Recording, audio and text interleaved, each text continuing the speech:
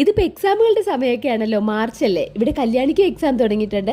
കല്യാണിക്കുട്ടിയുടെ exam ഉച്ചയോടുകൂടി കഴിഞ്ഞു. വന്നതിന് ശേഷം ഫുഡൊക്കെ കഴിച്ചു. അവൾ കുറച്ച് നേരം അടുത്ത ദിവസത്തേക്ക് വേണ്ടിയിട്ടുള്ള പഠിത്തമാണ് നടക്കുന്നത്. ഇനിയിപ്പോൾ നാളെയില്ല, മറ്റന്നാളേ ഉള്ളൂ. ഇപ്പോൾ കുറച്ച് ദിവസത്തേക്ക് ഞാൻ ലീവ് എടുത്തിരിക്കുകയാണ്. എക്സാം ആയിക്കഴിഞ്ഞാൽ അവളുടെ കൂടെ ഇരുന്ന് ആരെങ്കിലും പറഞ്ഞു കൊടുത്താലേ പഠിക്കത്തുള്ളൂ. പിന്നെ ഇവിടെ അമ്പലത്തിൽ ഉത്സവമൊക്കെ ആയ കാരണം കല്യാണിക്കുട്ടിക്ക് ഡാൻസ് പ്രോഗ്രാം ഉണ്ട്. അപ്പോൾ ഈവനിങ് അതിൻ്റെ പ്രാക്ടീസ് ഒക്കെ ഉണ്ട്. ഇന്നിപ്പോൾ വൈകുന്നേരം ഞാനും കല്യാണിക്കുട്ടിയും കൂടെ ജസ്റ്റ് ഒന്ന് അമ്പലത്തിലേക്ക് പോയി തൊഴുവണം. അതിനുശേഷം പ്രാക്ടീസിന് കയറണം. അന്ന് പിന്നെ ഒരു ജിമുക്ക് കമ്മലിടാന്ന് പറഞ്ഞിട്ട് അവിടെ ഒരാൾ ജിമുക്ക് കമ്മൽ തപ്പിക്കൊണ്ടിരിക്കുകയാണ്. അങ്ങനെ തപ്പി കണ്ടുപിടിച്ച ഒരു കമ്മൽ സ്വന്തമായിട്ട് തന്നെ ഇട്ടു. ഇപ്പൊ സ്വന്തമായിട്ടാണ് മേക്കപ്പും കാര്യങ്ങളൊക്കെ. അപ്പൊ എങ്ങനെയുണ്ട് ഞങ്ങളുടെ ഡ്രസ്സ്? രണ്ടൊരു മാച്ച് ആയിട്ടില്ലേ? എൻ്റെ ഈ ചുരിദാറിന്റെ സെയിം മെറ്റീരിയൽ ഒരിടത്ത് കണ്ടപ്പോൾ അവൾക്ക് പട്ടുപാവാടയ്ക്ക് തയ്ക്കാൻ വേണ്ടി ഞാൻ തുണിയെടുത്ത് തയ്പ്പിച്ചതാണ് കേട്ടോ. അങ്ങനെ പിന്നെ ഞങ്ങൾ അമ്പലത്തിലെത്തി. പെട്ടെന്ന് തന്നെ ഓടിപ്പോയി തൊഴുതിട്ട് വന്നു.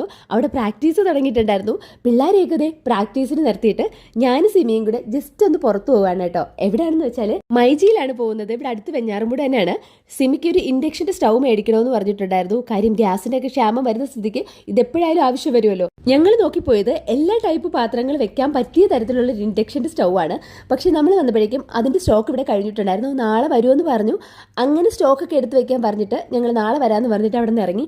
അങ്ങോട്ടും ഇങ്ങോട്ടും ഞങ്ങൾ ഓട്ടോയിലാണ് പോയത്. തിരിച്ച് വന്നിട്ട് ഞങ്ങൾക്ക് ചെറിയൊരു ഡാൻസ് പ്രാക്ടീസ് ഉണ്ടായിരുന്നു. അതുകൂടെ കഴിഞ്ഞിട്ട് പിള്ളേരെ തൂക്കിപ്പറക്കി ഞങ്ങൾ വീട്ടിൽ പോയി. അപ്പോൾ അടുത്ത വീഡിയോയിൽ വീണ്ടും കാണാൻ. ചാനൽ ഇഷ്ടപ്പെട്ട സബ്സ്ക്രൈബ് ചെയ്യാൻ മറക്കരുത് കേട്ടോ.